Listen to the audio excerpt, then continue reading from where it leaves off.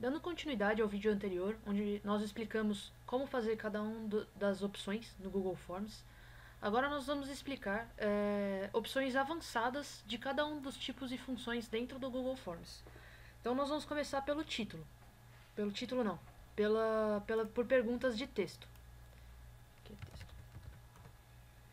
Clicando aqui em configurações avançadas, a gente consegue validar dados nessa questão. Então a gente pode fazer uma pergunta, por exemplo, quantos anos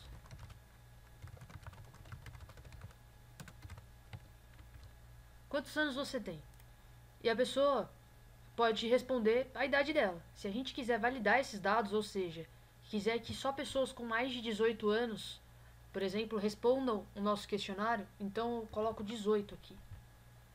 E aí, se a pessoa responder menos que isso, vai aparecer um texto de erro.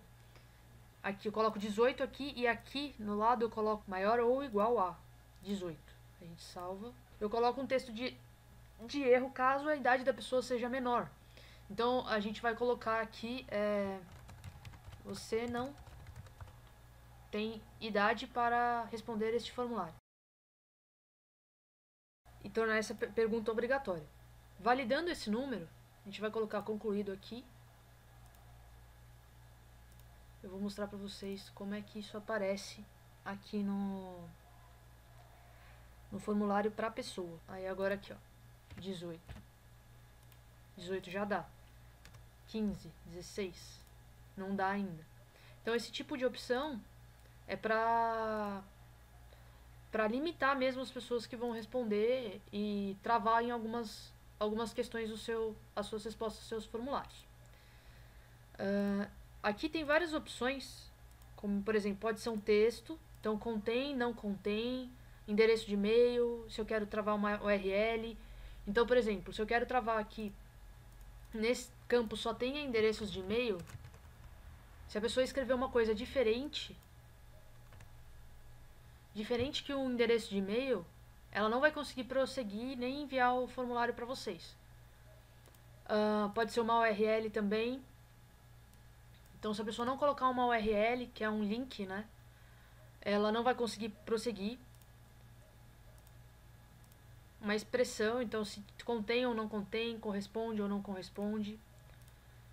E no número é maior que, maior ou igual, menor que, menor ou igual, igual a, diferente, número inteiro. São várias opções, vocês escolhem a opção que melhor atende a vocês. Em parágrafo, a gente vai validar também dados. Só que a gente vai validar número de caracteres. Sabe quando você precisa limitar o número de caracteres que as pessoas respondem? Então, a gente coloca um número mínimo ou um número máximo. Então, é o número mínimo que as pessoas têm que responder para poder conseguir enviar o formulário para vocês. Ou então um número máximo, até quanto que as pessoas podem responder. E aí aqui a gente coloca 500 caracteres, 1000 caracteres, depende do quanto que você precisa. E aqui tem a opção de expressão regular também. Em múltipla escolha, em configurações avançadas, a gente tem a opção de ordenar as opções aleatoriamente. Como é que funciona isso? Se por exemplo, você está aplicando uma prova online através desse formulário e você quer que as opções elas apareçam em diferentes ordens para cada um dos alunos que estão respondendo o formulário. Aí você clica aqui em ordenar as opções aleatoriamente. Isso quer dizer que não vai aparecer na ordem opção 1, 2, 3, 4 ou 6.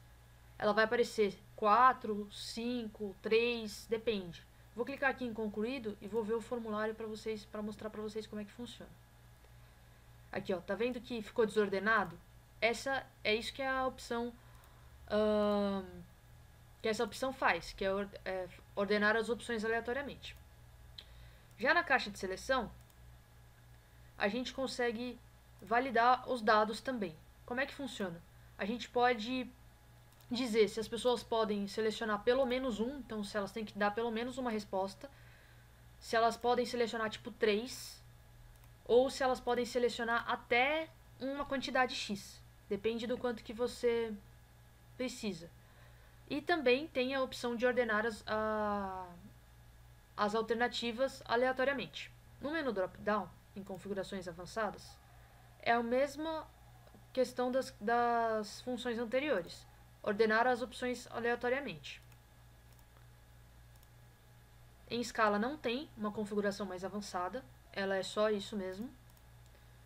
Em Grid, as configurações avançadas, elas limitam, é uma resposta por coluna, porque o grid é aquele que cruza a coluna com a linha.